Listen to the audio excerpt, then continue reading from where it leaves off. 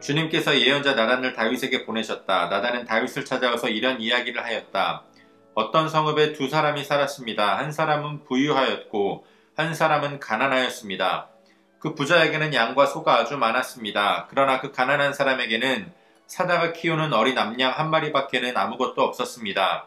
그는 이 어린 양을 자기 집에서 길렀습니다. 그래서 그 어린 양은 그의 아이들과 함께 자라났습니다. 어린 양은 주인이 먹는 음식을 함께 먹고 주인의 잔에 있는 것을 함께 마시고 주인의 품에 안겨서 함께 잤습니다. 이렇게 그 양은 주인의 딸과 같았습니다. 그런데 그 부자에게 나그네 한 사람이 찾아왔습니다. 그 부자는 자기를 찾아온 손님을 대접하는데 자기의 양떼나 소떼에서는 한 마리도 잡기가 아까웠습니다. 그래서 그는 그 가난한 사람의 어린 암양을 빼앗아다가 자기를 찾아온 사람에게 대접하였습니다. 다윗은 그 부자가 못마땅하여 몹시 분개하면서 나단에게 말하였다. 주님께서 확실히 살아계심을 두고서 맹세하지만 그런 일을 한 사람은 죽어야 마땅합니다. 또 그가 그런 일을 하면서도 불쌍히 여기는 마음이 전혀 없었으니 그는 마땅히 그 어린 암양을 4배로 갚아주어야 합니다. 나단이 다윗에게 말하였다. 임금님이 바로 그 사람입니다. 주 이스라엘의 하나님이 이렇게 말씀하십니다. 내가 너에게 기름을 부어서 이스라엘의 왕으로 삼았고 또 내가 사울의 손에서 너를 구하여 주었다.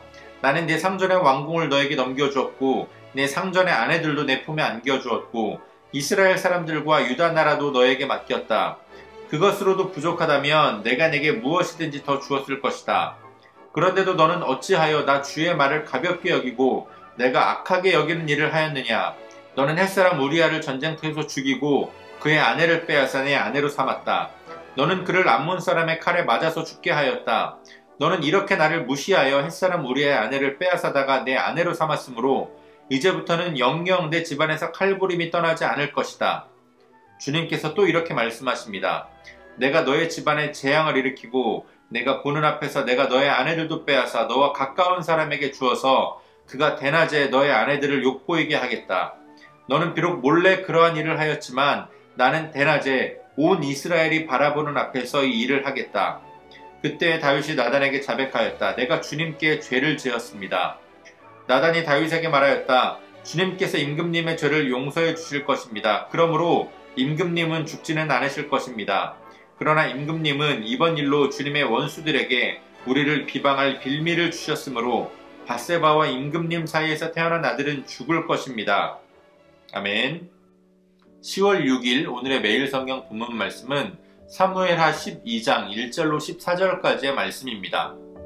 우리아의 죽음으로 다윗의 죄가 그대로 덮여지는 것 같았습니다. 그러나 하나님께서 나단 선지자를 다윗에게 보내셨습니다. 나단 선지자는 한 이야기로 다윗으로 하여금 자신의 죄를 깨닫게 합니다.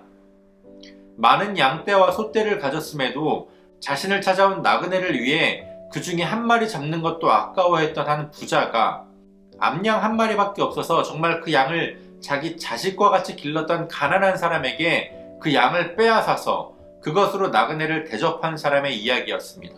나단의 이야기가 끝나자마자 다윗은 분개하면서 그 부자를 욕하기 시작합니다. 그가 죽어야 마땅하다. 그가 빼앗은 양을 4배나 갚아주어야 한다. 이렇게 화를 냅니다. 그러자 나단은 임금님이 바로 그 사람입니다 라고 이야기합니다. 이 부분에 있어서만큼은 저는 개역개정의 번역이 더욱더 와닿는데요. 당신이 그 사람이라. 나단 선지자는 이렇게 이야기합니다. 그동안 다윗과 함께 하시고 다윗을 기름 부어서 이스라엘의 왕으로 세우셨던 하나님은 다윗이 지었던 죄까지도 조목조목 다 알고 계셨습니다.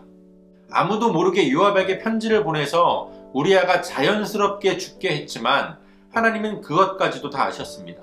다윗이 그렇게 끔찍한 죄를 저지르면서도 스스로가 그 죄를 올바로 깨닫지 못했던 것은 아마 그 스스로가 자신이 왕으로서 내가 이 정도는 할 수 있다, 내가 그 정도의 능력은 된다 라고 느꼈기 때문일 것입니다.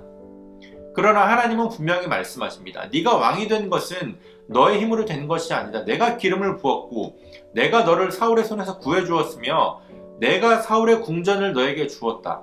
이 일로 인해서 다윗의 집에는 칼부림이 일어나게 될 것이며 또 그가 우리아의 아내를 범했던 것처럼 다윗의 아내들도 같은 꼴을 당하게 될 것입니다. 나단을 통해서 이렇게 하나님의 음성을 들은 다윗은 그 즉시 하나님 앞에 죄를 자백하고 회개합니다. 물론 하나님께서 말씀하신 것처럼 하나님께서 이미 선포하신 다윗의 죄로 인한 결과는 일어나게 될 것입니다. 또한 다윗이 이 죄를 범함으로써 원수들로 하여금 여호와 하나님을 경멸할 수 있는 빌미를 제공했기 때문에 다윗과 밧세바 사이에 태어난 아들은 죽게 될 것이라는 말씀을 선포했습니다. 하나님께서 하나님의 백성을 택하시고 하나님의 백성을 구별하시는 것은 단순히 그들로 하여금 하나님의 백성으로서의 우월감을 갖게 하기 위한 것이 아니었습니다. 구별된 하나님의 백성을 세상이 보고 그들을 통해서 하나님을 보게 하시기 위한, 하나님의 영광을 나타내시기 위한 그러한 구별이었습니다. 그렇기에 그러한 하나님의 백성 이스라엘의 왕 다윗의 범죄는 결국 원수들로 하여금 하나님을 경멸하게 한 것이라는 겁니다. 우리가 예수 그리스도의 보혈을 통해서 얼마든지 죄 용서를 받을 수 있지만 그럼에도 불구하고 우리가 죄를 조심하고 죄를 멀리하고 우리가 죄를 범하지 않도록 애써야 하는 이유는 우리의 범죄함으로 말미암아 하나님의 영광이 가려질 수 있기 때문입니다. 그리스도인들은 성경을 통해서 하나님을 읽지만 믿지 않는 자들은 그리스도인들을 통해서 하나님을 바라봅니다.